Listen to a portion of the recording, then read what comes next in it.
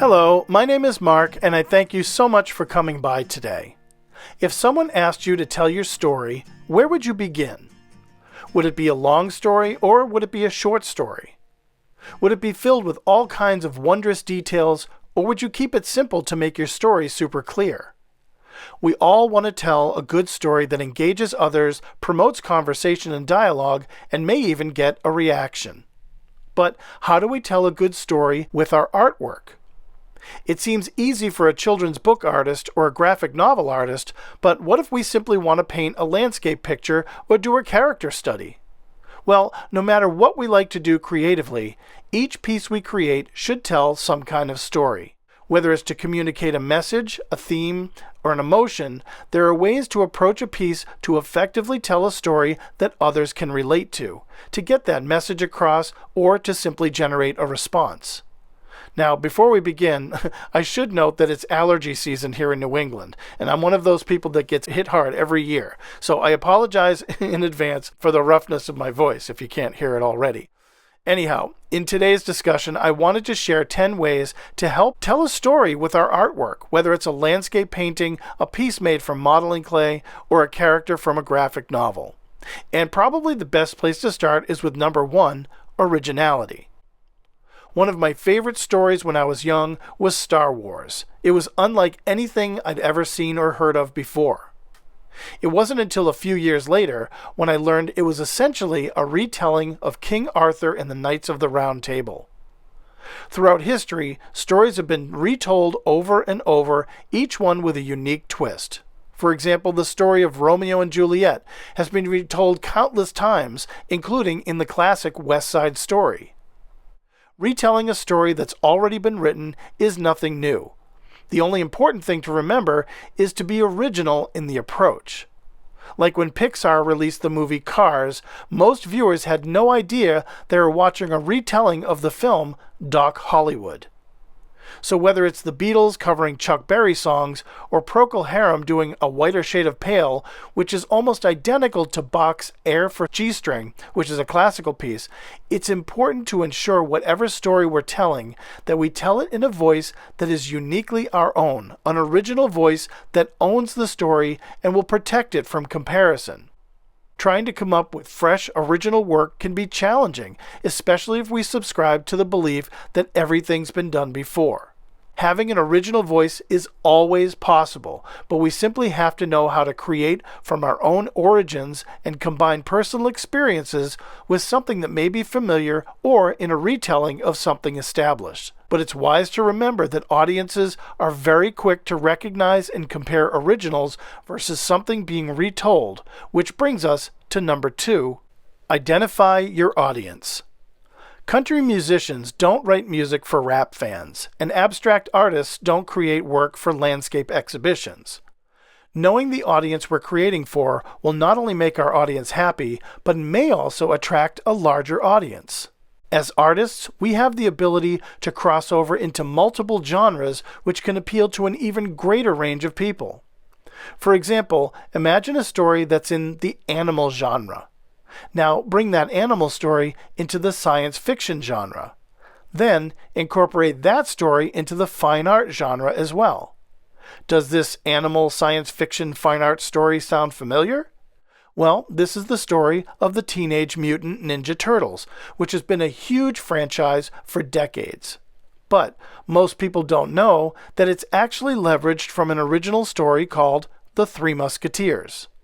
So, fans of action, heroes and villains, comedy, and swashbuckling adventure stories would surely be attracted to both stories, though one may have more appeal to an audience than the other.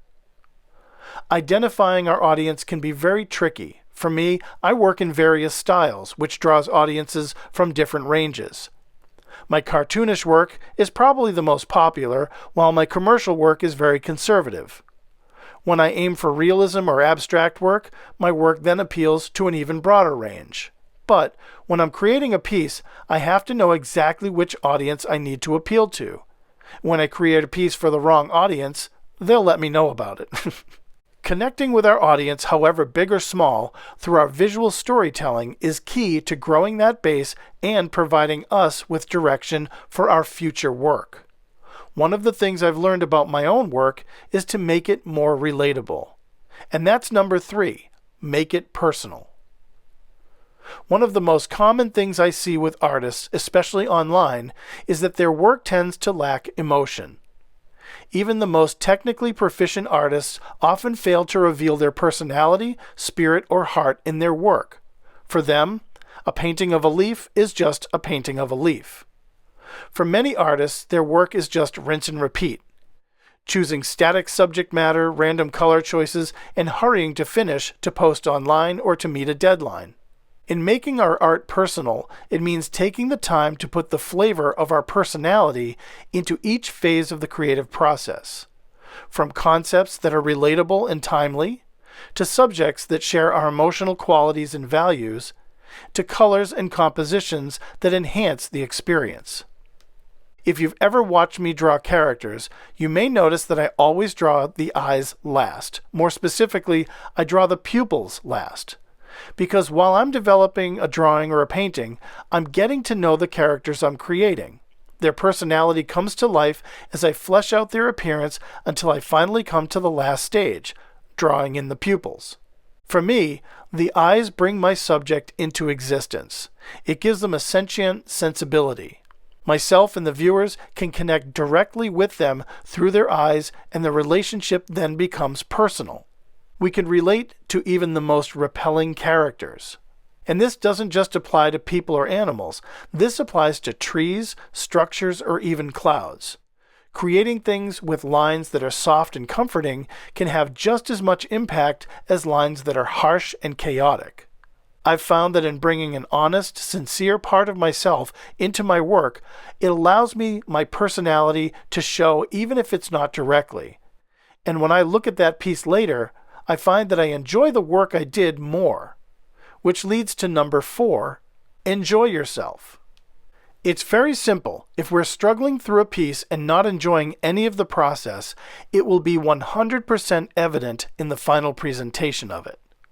The hardest part is identifying that exact moment when we're not enjoying ourselves. More artists feel that twinge of discomfort and ignore the fact that they're not enjoying their creative experience for whatever reasons. The point is that when they feel that discomfort, they ignore it and continue to try and push through and produce, making their experience even less and less enjoyable. It's common sense that we're at our best when we're rested, relaxed, and have time to immerse in our work. And when we're in a good place, that enjoyment of our work radiates in the piece we're working on. I can't tell you how many times I've been tired, under pressure, or completely disinterested in a project to the point where it's reflected in my work. What I've learned to do is to preempt my enthusiasm for a project before deciding to take on the project. When I was young, I would grab any project that came my way just to build up experience. But so many times I felt regret in taking on a project that I thought was going to be great and turned out to be terrible.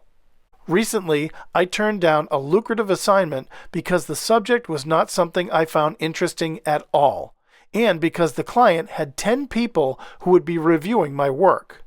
I've had projects in the past where multiple people reviewed my work, and it always turns out badly because, well, when you've got 10 cooks in the kitchen, each one has a very different opinion about how the soup should be cooked.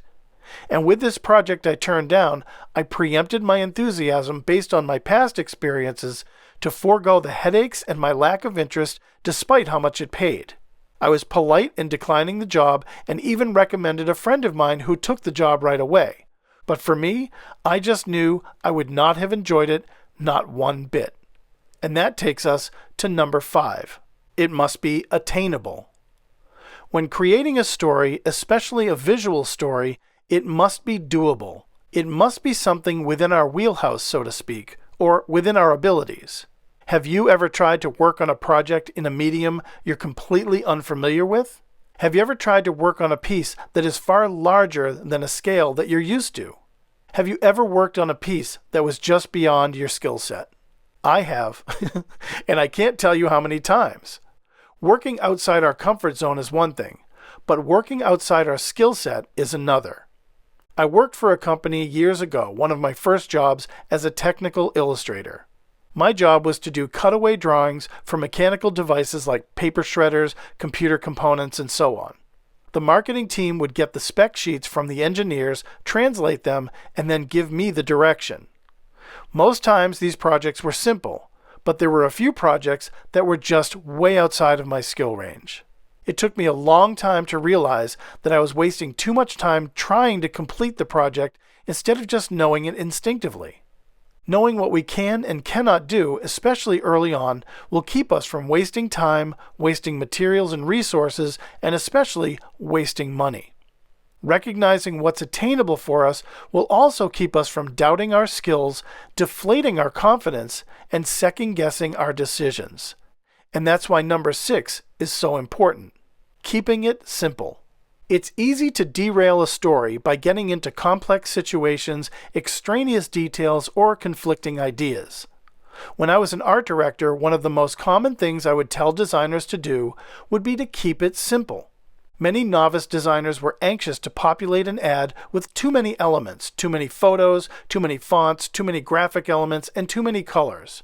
It always amazed me that when I would recommend they keep it simple and highlight what elements to remove and which ones to bring to focus, they would suddenly see the ad more clearly. An artist's job is to communicate through visual expression. But when that communication is confused by too many visual elements, the message or the story becomes garbled. The one thing we want with any piece of art we create is to communicate clearly, quickly, and simply. My favorite collection of designs are the icons you find at international airports. Because thousands of travelers are rushing through airports all over the world and in different languages, and it was important for these artists to create icons that everyone could understand quickly, from gate signs to restrooms to baggage claims. This is one of the most important things to remember when creating artwork and trying to tell a story. Keep it simple. Minimal lines, minimal palettes, minimal focal points, and so on. Keep it simple. And a great way to do this is number 7, a story in one take. One of the things I loved about television shows from the 1960s and 70s was how each scene was shot like a still photograph. Characters could move into a scene where they would strike a pose and hold it until the shot needed to change. Other times the camera would move into a group of characters and hold them into the shot. Each of these still shots could be viewed as a story in one take, a simple snapshot where the show could communicate a specific direction of the story or a mood of the characters. I used to love when the characters on Star Trek would beam down to a planet and the scene would open on them in their new environment and in a single shot show their immediate reactions and emotions. Those reactions were a whole story in just one take.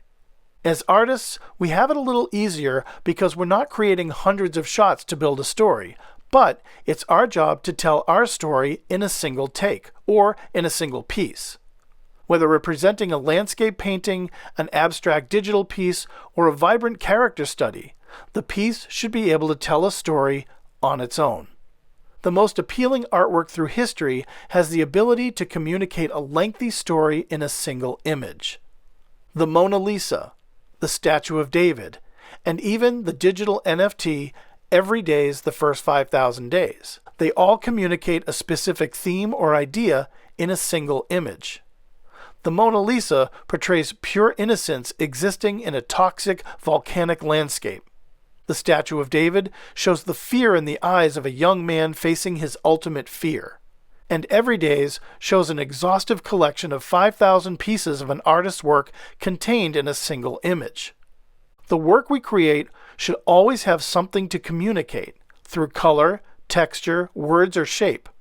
It's that communication that draws the viewer in and urges them to discover the story we're trying to share.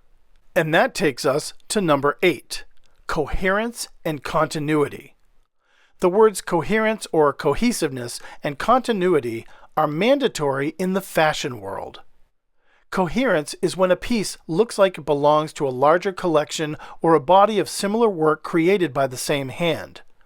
Continuity is the organic natural flow from one piece to another which relates them together. Now, when we think of a comic book or a graphic novel, this is when we can move from one panel to the next or one page to the next with no interruption of the story or plot. The same is true with a film, where each shot moves along in a fluid, uninterrupted progression to tell the story. For me, if I create several highly detailed ink drawings, but then present a simple colored pencil drawing that looks nothing like the others, it breaks the continuity and limits the coherence to the group of ink drawings, not the colored pencil drawing. For Inktober 2021, I challenged myself to draw 31 drawings of an original group of characters living in a unique universe. Each piece was related to the one before it and the one after it, ensuring a cohesive collection and a continuous storyline to keep the viewers engaged. I created a video of this collection, which you can find down in the links below. It's called Pushing Our Creative Development. Number 9, the devil is in the details. This is an old idiom that warns us that when we get caught up in the details of our work, the more opportunities arise for mistakes and problems to happen. Ironically, the phrase is interchangeable with another idiom, God is in the details, which suggests that by adding fine details to our work brings us to a higher plane of joy, happiness, and success. What I interpret from both of these phrases is that adding details will always help make a piece richer and more full by giving depth and definition to a piece to help tell a more believable story. But, in being wise to both of these phrases as well, I also heed the warning not to add too many details, thus cluttering the image and making it difficult to read, hence interrupting the story I'm trying to tell because the viewer just can't figure out what they're looking at. A friend of mine used to say that the artist R. Crumb used too many lines. What they meant was that R. Crumb's drawings are heavily drenched in detail, specifically his cross-hatching and inking style, which makes his drawings very heavy and dense to look at. Some authors become overly descriptive in the details of a scene. One author in particular whom I've read seemed to be getting endorsements by detailing each character with the brands of food they ate, the clothes they wore, and even the cars they drove. Here's something they might write. She finished drinking her glass of Tropicana Pure Premium Orange Juice and got dressed in her Nike workout gear and matching CrossFit Nike sneakers before starting her Platinum Edition Lexus RX Hybrid. Well, for me, highly specific details like this distract me from the story because I can't relate, and now I'm focused on orange juice and Nike workout gear. The storyteller took me out of my immersion with extraneous details and then refocused my attention on material items. This also goes for our artwork. If we start placing very highly detailed elements in a piece, we risk distracting our viewer from the main focus of the piece and interrupting the story we're trying to tell. Keeping it simple and adding a limited amount of detail will be the right balance for a piece and invite the viewer to accept it without questioning what they're seeing. And at that point, when we feel like we've incorporated the right amount of detail, it's important to also recognize number 10, done is good. This was the most commonly heard phrase when I was designing sets for musical theater. While we were working on the set pieces, the director would casually walk by and look the piece over. And by their eye, the director would ask, "Is it done?" I would reply, "Pretty much." And the director would then walk away shouting, "Then it's done, and done is good." Whenever we'd hear that phrase, we'd put that piece in the finished area and move on to the next piece on the set list. So whether building a Viking ship out of plywood, a covered wagon out of cardboard, or just painting a still life for fun, it's important to know when a piece is finished. One thing that I saw while teaching high school art was that students often didn't know when to stop working on a piece, to the point where they would overwork it and ruin the piece, and it caused a lot of frustration for them. I instructed them that when they felt their piece was near to 3/4 done, to call me over and we could review it together. This was exactly the same thing I told novice designers when I was an art director. Instead of spending excessive time overworking a piece, have someone come in and provide feedback. Even now, I often ask family members to give me their feedback on a piece, as there's times that I risk not realizing when it's finished. For me, it took a long time to be able to stop working on a project, leave it for a day or two, and come back to it with a fresh set of eyes to see what needs to be addressed. This is what I call done enough. That's the point I get to with a piece where I feel like it's finished, but know in my heart that I could keep working on it for another hour, 2, or 3. That's when I step away from the piece and give myself time to forget what the piece looks like and refocus on other things. Then, when I come back to the piece, I can bring those fresh set of eyes and look at it and see what needs to be addressed, added, or even removed. It's easy to rush a piece, but if we can consciously work as thoroughly at the end of a piece as we do at the start of a piece, we'd probably find that the story we're trying to tell communicates much more clearly and more effectively. Well, I hope this discussion was helpful and provided some information that you can use. Thank you so much for watching. If you have any questions or feedback, I'd enjoy reading it in the comments below. And if you haven't subscribed, please do, and I'd love to bring you more content like this in the future. I hope you're staying healthy and challenging your creative spirit. Thank you again, and as always, God bless.